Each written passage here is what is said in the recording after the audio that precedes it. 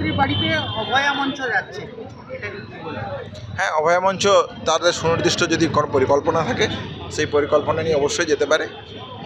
বিষয়বস্তুটা জানা থাকলে বলতে পারতাম, কিন্তু তারা যদি যায় তাহলে ঠিক আছে, যেতেই পারবে। প্রোগ্রেসিভ হেলথ অ্যাসোসিয়েশনের গঠনের পর প্রথম কার্যকরী বৈঠক আগামীকাল।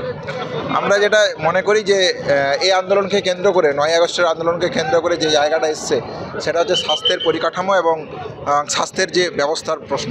তাহলে সেই জায়গা থেকে আমার যেটা প্রশ্ন সেটা হচ্ছে যে মাননীয় মুখ্যমন্ত্রীর মিটিংয়ে তিনি সেই জায়গায় পরিষ্কার বলেছিলেন যে সেন্ট্রাল রেফারাল সিস্টেম গড়ে তুলবেন। তিনি বলেছিলেন বেড মনিটর ভ্যাকেন্সি সিস্টেম থাকবে। তিনি বলেছিলেন জিডিএমও রিক্রুটমেন্ট হবে। তিনি বলেছেন নার্সিং থেকে প্যারামেডিক্যাল রিক্রুটমেন্ট হবে। সেগুলোর অবস্থার স্ট্যাটাস কী এখন? তাহলে আমরা দেখতে পাচ্ছি দিনের পর দিন যে তিনি প্রতিশ্রুতি দিয়েছেন সেই প্রতিশ্রুতির বাস্তব ভিত্তি এই মুহূর্তে কিছু নেই। আপনারা যদি দেখেন সাম্প্রতিককালে মিদনাপুর মেডিকেল কলেজে স্যালাইনকে কেন্দ্র করে যে প্রসূতির মৃত্যু হয় সেই প্রসূতি মৃত্যুতে ডাক্তারদেরকে তিনি সাসপেন্ড করলেন, কিন্তু প্রসূতি মৃত্যুর প্রকৃত কারণ কি? পোস্টমর্টমে তো মেডিকেল নেগলিজেন্সির কোনো প্রমাণ নেই।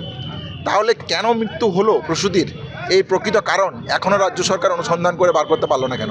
তাহলে অ্যাসোসিয়েশন এর আগেও ছিল, এই নতুন অ্যাসোসিয়েশনও থাকবে, কিন্তু স্বাস্থ্যের পরিকাঠামোর ক্ষেত্রে যে সমস্যাগুলো, স্বাস্থ্যের উন্নতির ক্ষেত্রে যে সমস্যাগুলো, সেই সমস্যাগুলো এখনও বিদ্যমান। তাহলে সেই সমস্যার সমাধান যদি না হয়, থ্রেড কালচারকে কেন্দ্র করে যে জায়গা ছিল, অভিজ্ঞ বিরূপাক্ষের এগেনস্টে তো স্বাস্থ্য ভবন তদন্ত করেছে, তারপরেও তার জায়গা থেকে কমপ্লিট রিপোর্ট কোথায়? কি ইনভেস্টিগেশন হলো? তাদের শাস্তির ক্ষেত্রে কি ব্যবস্থা হলো? স্বাস্থ্যের এক্সাম সিস্টেম নিয়ে যে অব্যবস্থার চিত্র ছিল সেই জায়গায় কী হলো? তাহলে অ্যাসোসিয়েশন এর আগেও তৈরি হয়েছে, এখনও তৈরি হয়েছে, নতুন এর কাছ থেকে নতুন করে কিছু পাবো বলে আমরা আশা রাখি না। আপনি বলছিলেন আপনার বক্তব্যে যে আরজি করের যে প্রথমের যে আন্দোলনের যে ক্রেজ, সেটা আপনাদের বুকে হয়তো আগুনটা জ্বলছে, কিন্তু সাধারণ মানুষ অনেকটাই আন্দোলন থেকে পিছিয়ে গেছে, বা রাজনৈতিক বিভিন্ন প্ল্যাটফর্ম সেগুলো পিছিয়ে গেছে, কিন্তু এখনও বিভিন্নভাবে আপনাদের থ্রেট করা হচ্ছে, আপনাদের বিরুদ্ধে এফআইআর করা হচ্ছে আরজি করের ভেতরে ক্যাম্পাসে আপনাদের আন্দোলন চালানোর ক্ষেত্রে। না, যেটা বলার সেটা হচ্ছে যে আন্দোলন একটা বিজ্ঞান। তাহলে আন্দোলন আজ 6 মাস অতিবাহিত হতে যাচ্ছে, তাহলে প্রতি 6 মাসের যে প্রতিটা দিন একই রকম চলবে এটা কোনো সায়েন্টিফিক বিজ্ঞানসম্মত শিক্ষা নয়।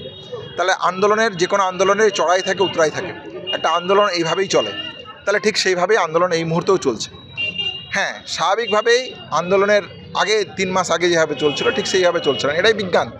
পৃথিবীর ইতিহাসে এরকম কি কোনো আন্দোলনের উদাহরণ যারাই প্রশ্ন করছেন তারা দিতে পারবেন যে 6 মাস 8 বছর 10 বছর ধরে ঠিক এইভাবেই আন্দোলন চলছিল?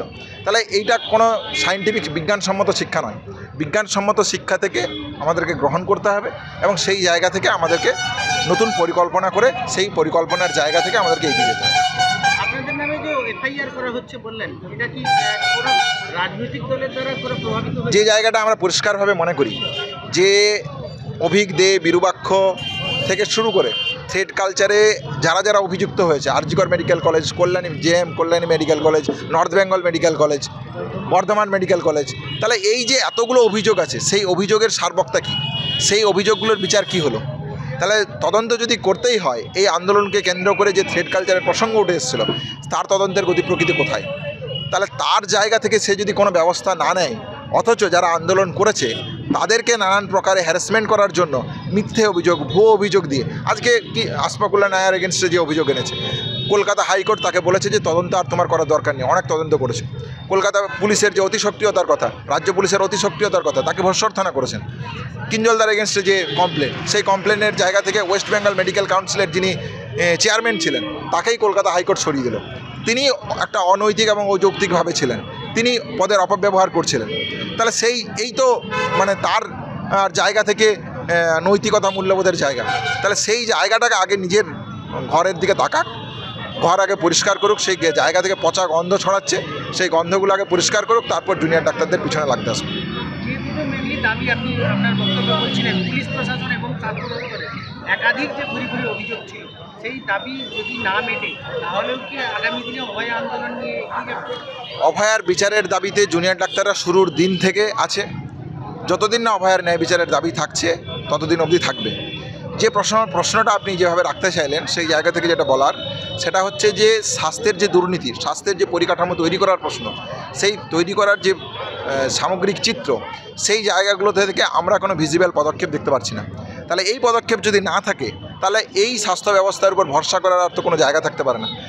সেই স্বাস্থ্য ব্যবস্থার অভ্যন্তরে একটা মেডিকেল কলেজে যদি রেপ এবং মার্ডারের মতন ঘটনা ঘটে, যে পরিকাঠামোর প্রশ্ন আমরা তুলেছিলাম, যে ইনফ্রাস্ট্রাকচার তৈরি করার প্রশ্ন আমরা তুলেছিলাম, রোগী পরিষেবাকে কেন্দ্র করে, চিকিৎসকদের সুরক্ষাকে প্রশ্নকে কেন্দ্র করে, সেই জায়গা কোথায়?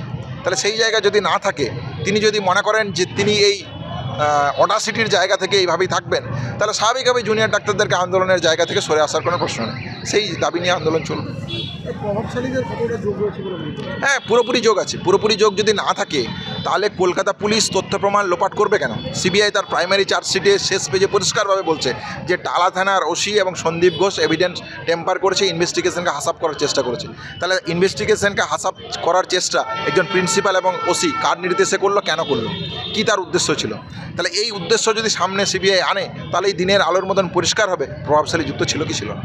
Kerography Professional presents nanoplastia, Botox and keratin treatments for all hair types. Get smooth, shiny, tangle-free hair last up to 8 months. Call 7980833487 and pamper your hair with advanced nanotechnology. Stay gorgeous with Kerography.